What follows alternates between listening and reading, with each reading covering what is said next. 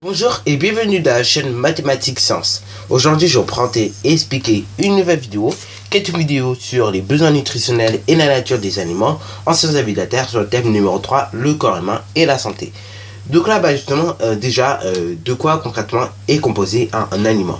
Bon, en gros, un aliment est composé donc de matières minérales, eau et sels minéraux, également donc de lipides, de glucides et donc de protéines, appelées également protides. Ok. Bon, donc ils vont apporter dans l'organisme de l'énergie, ok? De l'énergie en termes quantitatifs, ok? Et donc justement, ils vont satisfaire nos besoins énergétiques qui vont varier selon l'individu, également son sexe, féminin ou masculin, également donc selon l'âge, les activités et donc voilà, etc., etc., ok? Par exemple, si tu fais du vélo-cyclette et que vous êtes deux garçons, et que l'autre garçon regarde la télévision toute la journée, forcément celui qui fait du vélo-cyclette il aura besoin de plus d'énergie que celui qui regarde la télévision, puisque celui qui regarde la télévision clairement il va pas consommer beaucoup d'énergie, alors que celui qui va faire du vélo-cyclette lui va consommer beaucoup d'énergie. Ok. Bon, alors voilà, maintenant donc notre organisme a des besoins en termes quantitatifs, ok.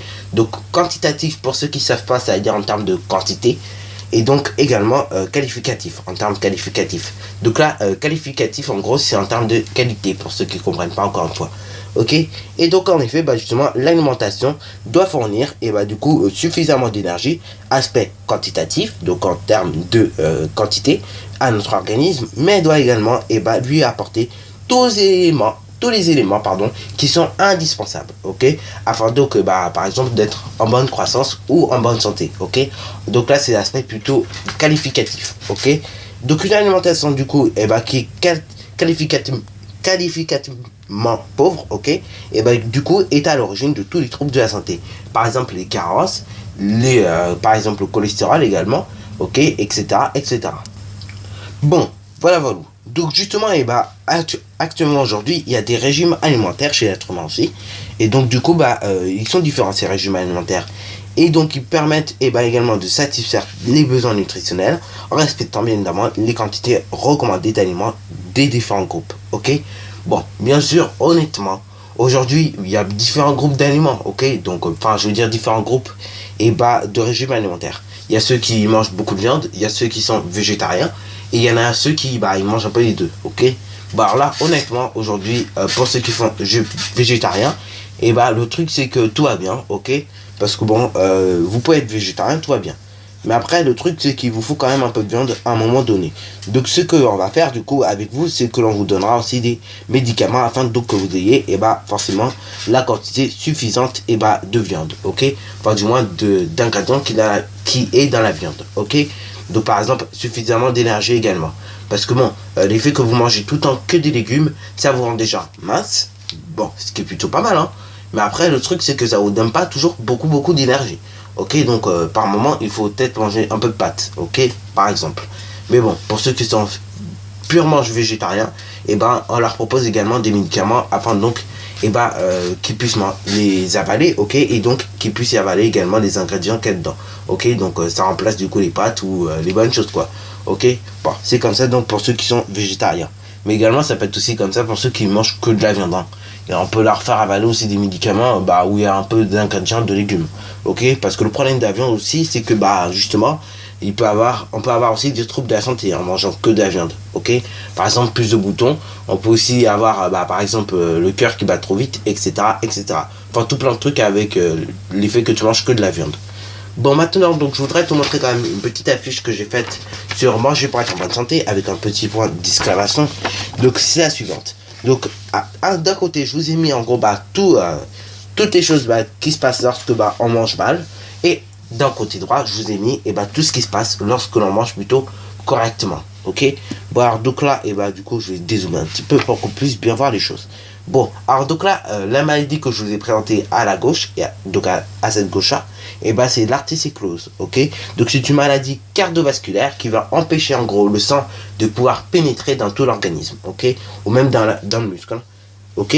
Et donc du coup elle est due à l'excès de cholestérol, donc vous le trouvez généralement dans le beurre, hein, et donc le problème, quand vous en mangez de trop, et bah après, ça bouche et bah les artères et bah tout simplement tout plein d'organismes, enfin tout plein d'organes, ok, ce qui bah du coup est pas très bien pour la santé, parce que du coup bah ça vous empêche par exemple de marcher, ok.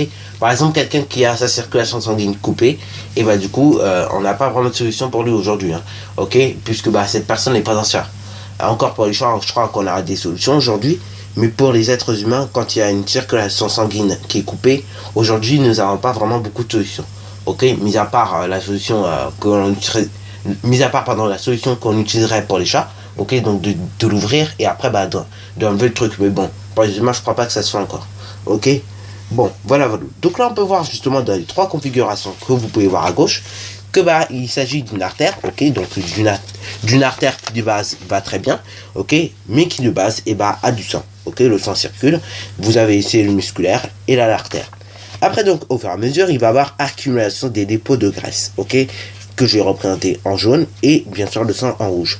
Et après petit à petit, et bah à force de manger trop de graisse, et bah du coup qu'est-ce qui peut se passer, et bah la lumière est de plus en plus rétrécie, ok, ça donne ceci, donc en jaune c'est la graisse qui domine et le sang bah du coup il a plus de mal à passer, ok. Et je sais pas si tu te rends compte, mais dans le corps humain il y a entre 5 à 6 litres de sang au total, ok. Donc si on empêche les 5 à 6 litres de sang de passer, tu peux te dire que c'est vraiment galère, ok. Parce qu'après on n'a pas vraiment de solution, hein, mis à part t'ouvrir et enlever ce qui va pas, ok. Mais aujourd'hui on n'a pas vraiment de solution pour ça chez l'être humain. Pour les chats je sais qu'on a des solutions, mais pour les êtres humains on n'a pas de solution pour ça, ok. Mis à part peut-être prendre des médicaments, mais bon voilà. Pour l'instant on n'a pas vraiment de solution, ok.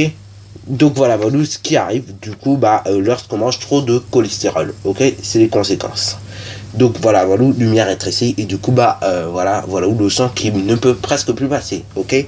Et du coup bah le truc c'est que bien s'alimenter du coup bah va permettre et bah du coup de diminuer le surpoids, ou du moins d'éviter le risque de surpoids, mais également donc d'éviter et bah de développer des maladies cardiovasculaires comme on peut voir ici avec l'artériosclérose.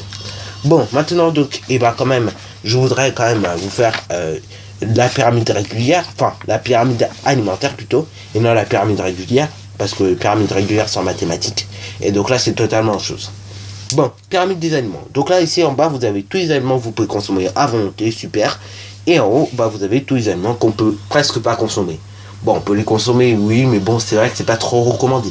Bon, donc là et bah commençons par l'eau. Bon, l'eau qui est une boisson, ça se boit à volonté, c'est super. On peut en boire jusqu'à 2 litres, 1 litre et demi, normalement qui est conseillé, mais après on peut aller un peu plus loin que les 1 litre et demi.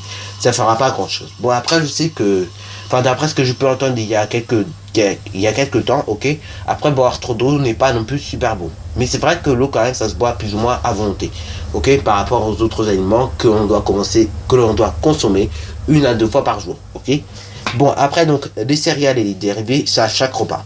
Des légumes et des fruits au moins 5 fois par jour, ok. Bon, bien sûr, quand ils disent 5 fois par jour, je pense qu'ils abusent un peu parce que, clairement, déjà, si tu manges des fruits et des légumes 3 fois par jour, c'est un vrai champion, ça, ok. Bon, après, donc, si tu en manges 2 fois par jour, c'est plutôt pas mal aussi, ok. Et si tu en manges au moins 1 fois par jour, c'est déjà très bien aussi, puisque néanmoins, bah, y en a qui mangent quasiment pas de légumes en France, ok. Et donc, apparemment, ils sont pas en très bonne santé. Bon après donc les laits, les produits laitiers et les alternatives végétales c'est 3 fois par jour. Et donc les viandes, les poissons, les œufs et les alternatives végétales au moins 1 à 2 fois par jour. Les matières grasses, il faut limiter la consommation. Et oui, c'est pas très bon pour l'organisme néanmoins. Ok. Bon, et après donc pour les sucres, les produits sucrés, et là du coup il faut carrément limiter la consommation. Ok, parce que tu t'imagines bien si on se met toujours à manger des gâteaux au chocolat qui ont beaucoup d'énergie et qui sont un peu gras, tu t'imagines bien que ça va pas trop le faire. Ok. Bon, voilà. Bon, néanmoins, donc, je voudrais vous parler d'un petit truc que l'on pense souvent quand on vieillit, ok. Le fait de maigrir. Bon, le fait de maigrir, c'est un bon fait, hein. C'est même une très belle initiative, ok, de vous, ok, et de votre part. Mais néanmoins, c'est aussi une question de mathématiques, en fait.